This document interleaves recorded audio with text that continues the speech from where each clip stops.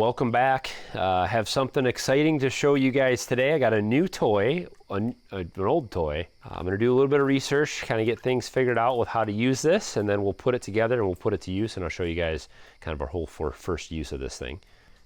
Well, this is it. This is the new toy. Thank you very much to a good friend, Mark, who had this sitting in his barn and offered it to me. This is a lathe. It's an old Craftsman Lathe, and I have wanted one of these for such a long time, and I have a lot to learn. I might need to get a few new parts for it. I might need to do some greasing up and replacing some screws and bolts and maybe some power cords and things on this, but you know, as far as I understand, it's a working lathe.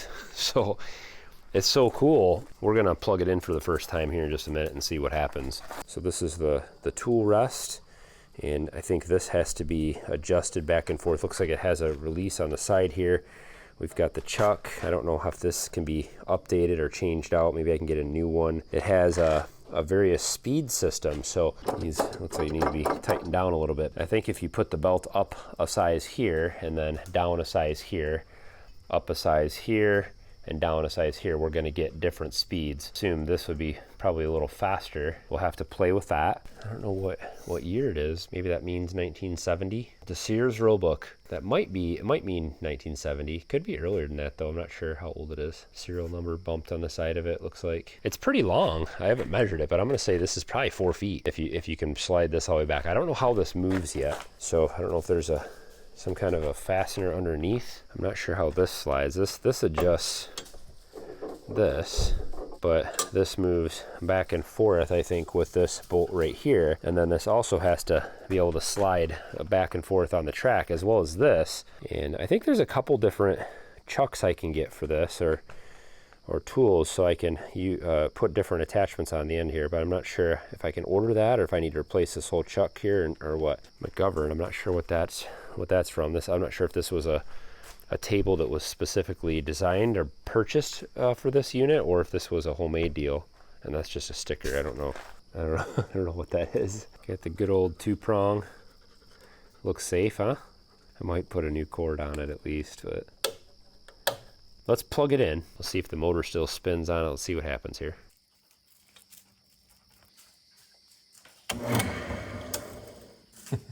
The light's dimmed. It pulls some power.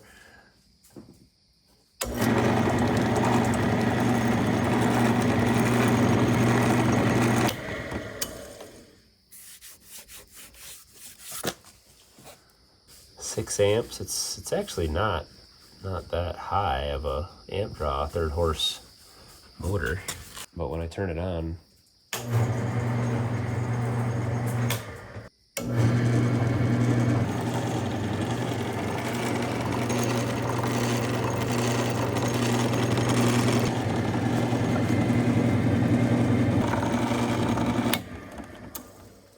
well, I want to do a little bit of research and get some tools and kind of get this thing cleaned up a little bit.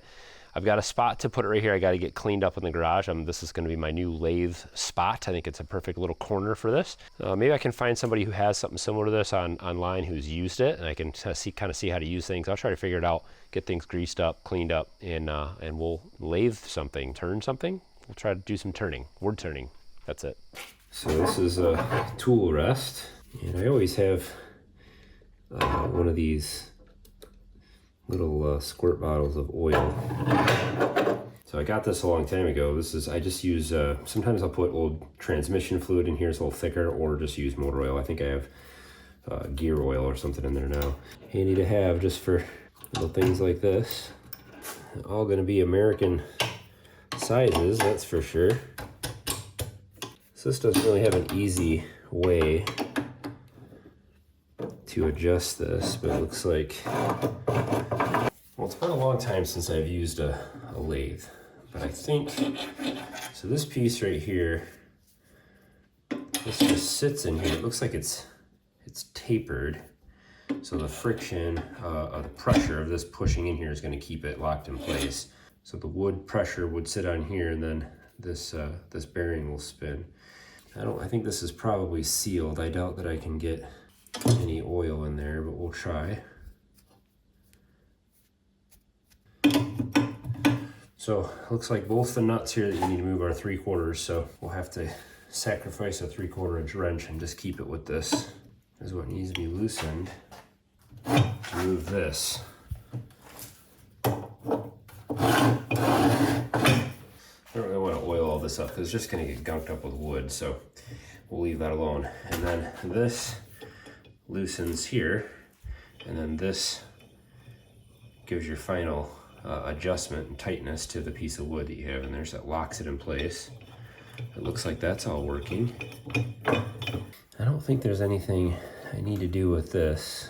I think I can loosen this nut and put different chucks in here. I have to measure what size this is and see if I can get some new chucks for it. This one isn't in bad shape. A little rusted, but it's still got some tips on it. So, of course, this is unplugged right now, so I'm not gonna accidentally cut my fingers off. Well, I was gonna put a new power cord on it because it just has this little 2-prong. But if you look at the back side, all it is just, this is the other end of that cord. It's just a regular 2-prong cord, and it just kind of plugs into the back of this power panel. And then there's an outlet on the back of it that the motor plugs into. So, you know, none of it's grounded anyway. They look like they're in pretty good shape, actually. I'll make sure these are all tight here. Got this piece of black walnut. I could probably make into something. So let's cut this into a billet, a square here.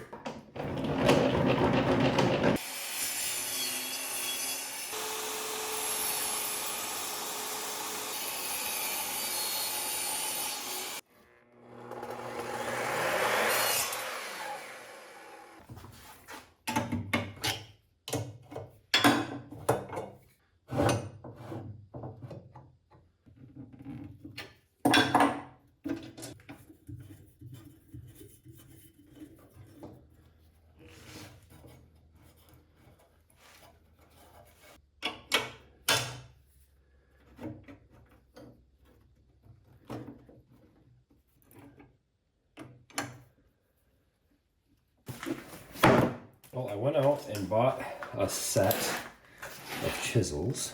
Look at that. All right. These are nice. I mean, this is nice, thick steel. Looks like the handles are made pretty well. Wood handles, nice long handles. So this will work. We've got a set of chisels. Now all I need to do is fire this thing up and see if it's actually gonna work. I'm not gonna lie, I'm a little nervous.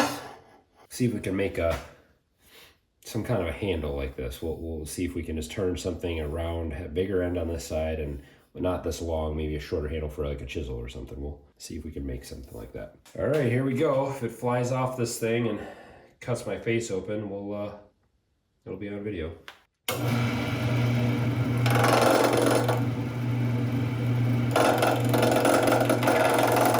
Okay, so I jumped online to refresh myself of my skills here, or lack thereof. I noticed right away that I had this too far away from the material because I was getting way too much pressure. And so I remember this needs to be close. We'll go as close. I think that's as far in as it'll go, actually. And then the height of this, I noticed I can raise this up. That should be a little better. I'm gonna try, I'm still gonna use this gouge, but I think now I should be hitting, when this comes down, I'm hitting underneath it, which I think is the right way to go here.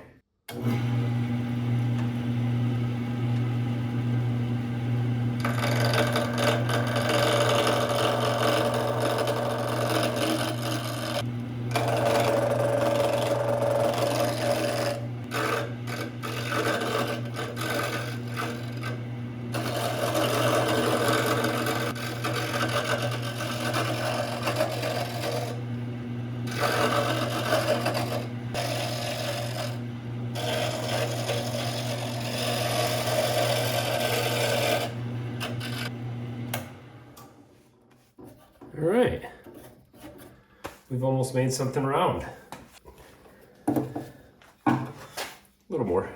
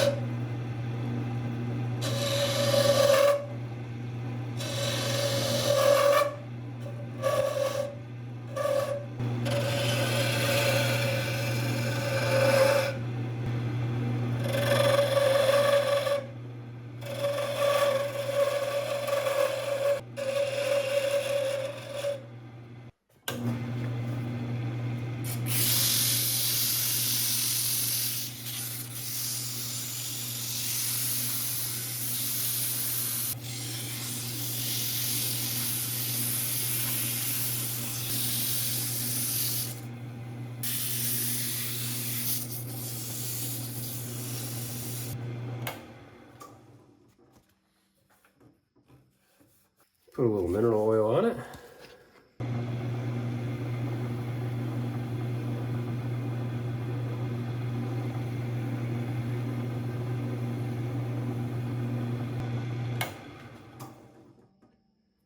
I think that's pretty cool.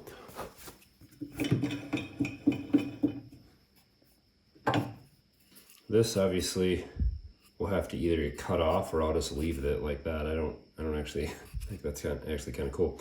Depending on which end I want to be the handle end, I might just drill that out and pound a chisel or something into it.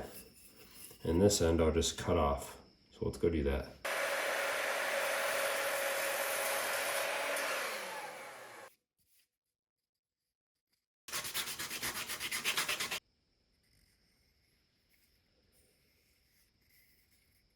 Not bad. I mean, for just a first try on a lathe since middle school, I think this is cool. I can use this for all kinds of projects. I think this would be a lot of fun to have here. And I got a nice little shelf underneath here where I can store some tools for now, but I think I'm gonna dedicate this wall maybe for a French cleat system where I can hang some chisels and some other tools and kind of lathe type supplies right here. Maybe I'll put a light over this area, but well, I think I'm gonna have some fun with this tool. So you'll see this in some later videos, I'm sure, as we kind of upgrade this area and do some more wood turning videos. I'll definitely have to do a little research, get on YouTube and watch some videos and maybe learn how to be a better wood turner.